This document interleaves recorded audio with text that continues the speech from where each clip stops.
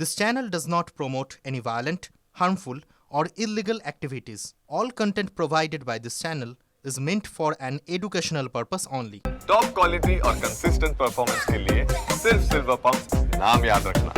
29 মে বোলপুরে থানা ঘেরাওয়ের মাস্টারমাইন্ড কি সুদীপ্ত ঘোষ?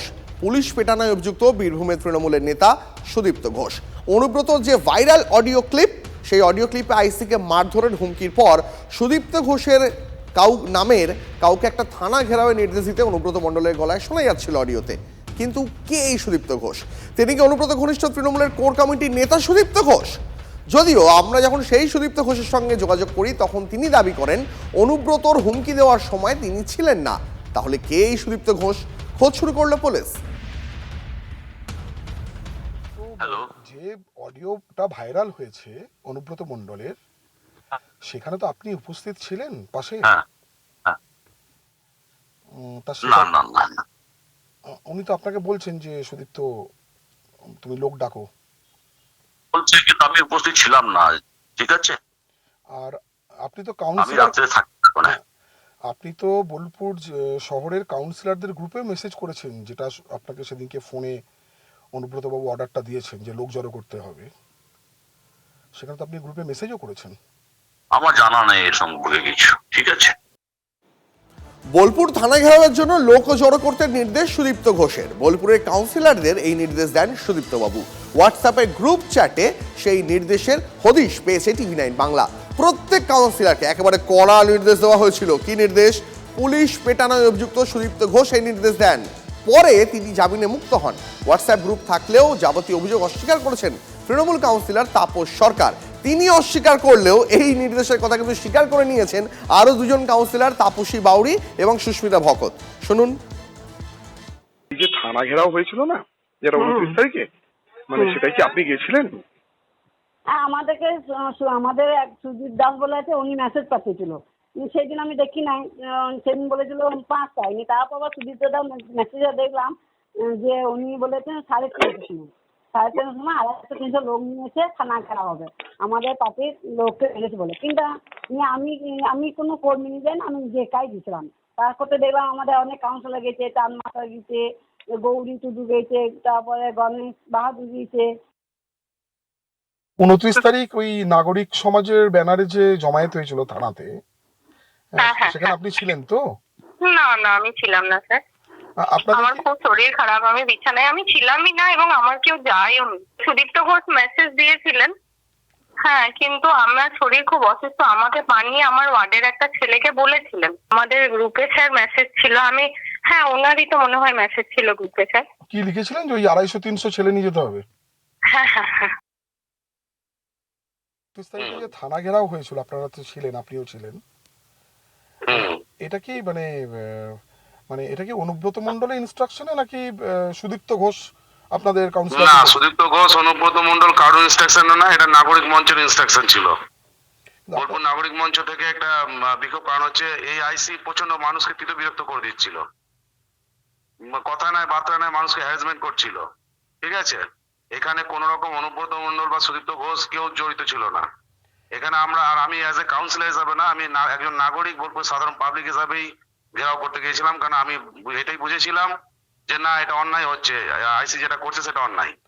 কিন্তু আপনাদের কাউন্সিলরদের যে হোয়াটসঅ্যাপ গ্রুপ, সেখানে তো সুদীপ্ত ঘোষের তার তো মেসেজ রয়েছে যে 300 করে লোক আনতে হবে। না, সে হোয়াটসঅ্যাপ গ্রুপে কি আছে সেসব আমি দেখে লাভ না। আমি গিয়েছি অ্যাজ এ নাগরিক হিসাবে গিয়েছি বোলপুরে। মানে হোয়াটসঅ্যাপে সুদীপ্ত ঘোষ মানে সুদীপ্ত দা তো দিয়েছিলেন তো নির্দেশ যে কি দিয়েছিল?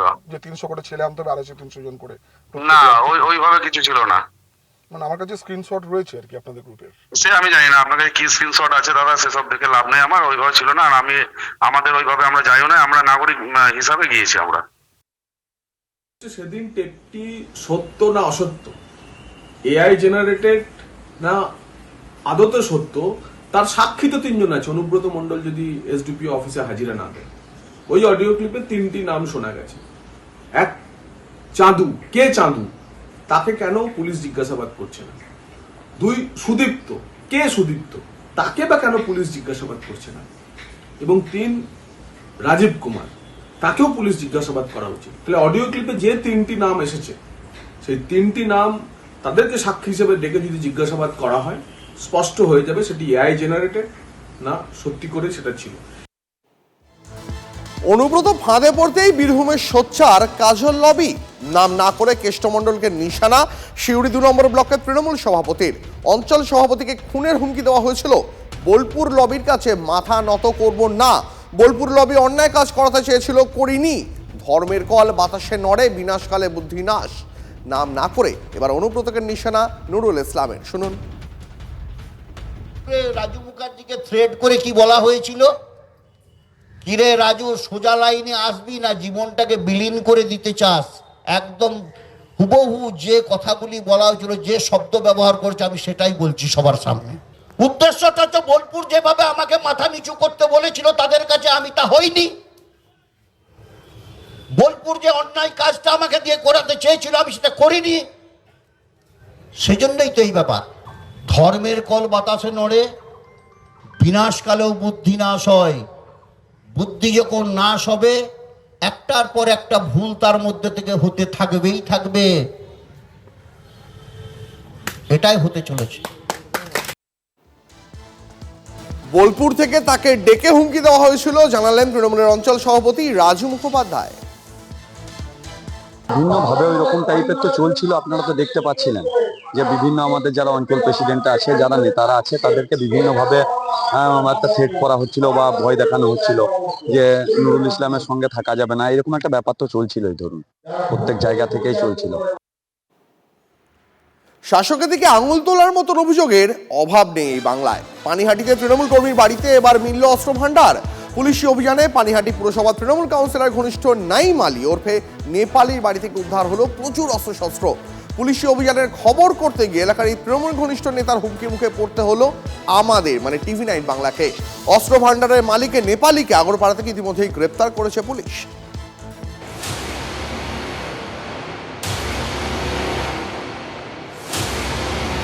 গোপন সূত্রে খবর পেয়ে পানিহাটির একটি বাড়িতে হানা দিয়েছিল কামারহাটি ও খড়দা থানার পুলিশ। বাড়ির মালিক এলাকার পরিচিত তৃণমূল কর্মী নাইম আলী ওরফে নেপালি। তল্লাশির সময় বাড়ি থেকে 4টি পাইপ গান ও 13 রাউন্ড কার্তুজ উদ্ধার হয়। অস্ত্র উদ্ধারের পরে বাড়ির মালিক নাইম আলীকে আগরপাড়া থেকে গ্রেপ্তার করে পুলিশ। গুলি আপাতত 13 রাউন্ড পাওয়া গেছে। আর আর্মস 4টে পাওয়া গেছে। আর ভোজাল কিছু পাওয়া গেছে? হ্যাঁ পাওয়া গেছে, 3টে পাওয়া গেছে। কিছুই করতো না, ওর যার ওর স্টেটমেন্ট আছে রেন্ট ভাড়া দিয়ে ওর নাকি চলতো, এটাই বলছে আপাতত। এলাকার মানুষ নাইম আলী ওরফে নেপালিকে তৃণমূল কাউন্সিলর বিশ্বনাথদের ঘনিষ্ঠ বলেই জানেন। তার বাড়ি থেকে অস্ত্র উদ্ধারের ঘটনায় শুরু হয়ে যায় শাসক বিরোধী তরজা। একে সবাই জানে, এই অফিসিয়ালি ব্যবসা করে, সরকার যার থাকে তার সঙ্গে থাকে, সরকারি নেতাদেরকে অস্ত্রশস্ত্র দেয়, সরকারি লোকগুলোকে সব ব্যবস্থা করে। এজেন্সি ইনপুটের উপরে এটা ধরতে বাধ্য হয়েছে। পানিহাটিতে অস্ত্র উদ্ধারের খবর পেয়ে ছুটে গিয়েছিল TV9 বাংলা, কিন্তু সেখানে গিয়ে রীতিমতো হুমকির মুখে পড়েন TV9-এর সাংবাদিক। কেন ভুল বলছেন? আপনি কেন ভুল বলছেন? পুলিশ দিয়েছে, ঠিক আছে, মেশিন পাওয়া গেছে, কে রাখে নেই নিজের সেফটির জন্য। পুলিশ প্রশাসন কাজ করছে, আপনি এলাকাতে মিডিয়া হিসাবে আতঙ্ক সৃষ্টি করেন না। আপনি দেখিয়ে দিয়েছেন তো, যান আপনি যান। আমার নাম মন্টু খান, লিখেন। কে মন্টু খান?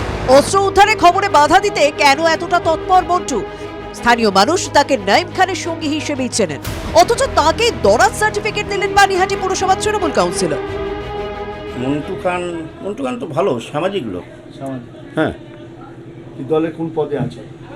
আমাদের দলে কোনো পদে নেই না। দলের সামাজিক বললেন, বিভিন্ন ব্লাড ডোনেশন ক্যাম্পে থাকে, এটুকুই বল। সামাজিক বলতে কি, মানুষের কাজ করা। বিজেপির অভিযোগ, এলাকায় মজুদ থাকা বেআইনি অস্ত্র বাঁচাতেই এখন তৎপর মন্টু খানরা। মন্টু খানের আপত্তি তো থাকবেই, ওই এলাকায় আরও আগ্নেয়াস্ত্র মজুদ রয়েছে, সেগুলো যাতে ধরা না পড়ে সেই কারণেই তো ধামাচাপা দেওয়ার চেষ্টা করছে। আরও কত অজস্র অস্ত্র এই এলাকায় ছড়িয়ে রয়েছে এই জমি সিন্ডিকেটদের কাছে। মানে এই যে কাউন্সিলর বিশ্বনাথ দে, মানে বিশু বলে যে পরিচিত, মন্টু খান, এই নেপালি, এরা তো সব একসাথে একটা গ্রুপ, তো এরা সব একে অপরের সাকরেদ। বিজেপির অভিযোগ, এলাকায় জমির দালালি আর তোলাবাজির অভিযোগ রয়েছে মন্টু খান ও নেপালির বিরুদ্ধে, সঙ্গে চলে অস্ত্রের কারবারও। Bureau report TV9 Bangla.